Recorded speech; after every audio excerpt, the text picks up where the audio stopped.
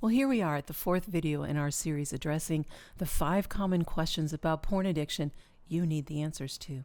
Hi, I'm Kirsten D. Samuel, Betrayal Recovery Coach. If you're dealing with any of these questions or have others related to your husband's porn struggles, please schedule a free Let Me Help You Breathe coaching session.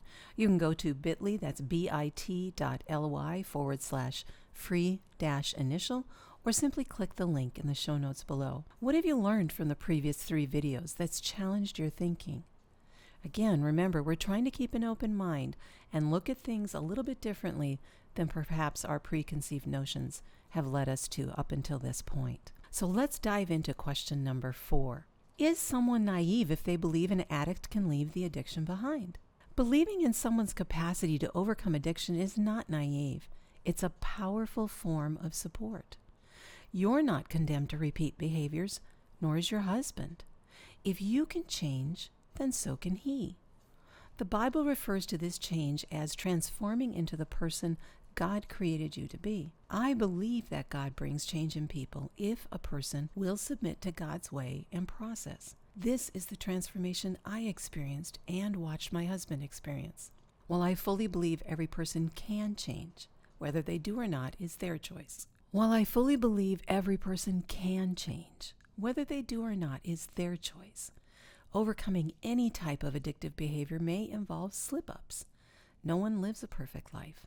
The only man who ever did that was Jesus Christ, the God-man. So when you and I expect another person to never make a mistake, that's not only unrealistic, it could be considered cruel. You set the person up to fail, and then you berate them when they do. Well, how does that help the person sincerely trying to leave a negative behavior behind? Would you like your husband or anyone to treat you the same way? An ugly caterpillar doesn't become a beautiful monarch butterfly overnight.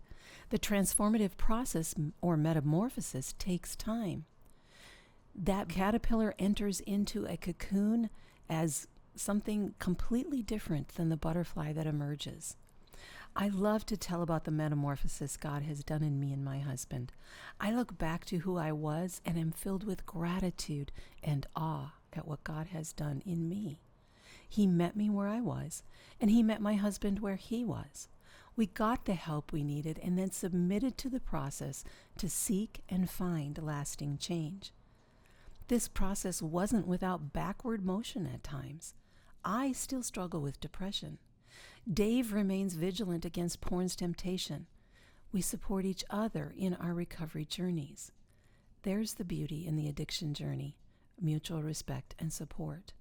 So do I believe that it is possible to leave the addiction behind? And am I naive for believing it? No. I believe that's being supportive. If you're struggling, like I mentioned earlier, please click the link in the show notes below. Let's talk about it.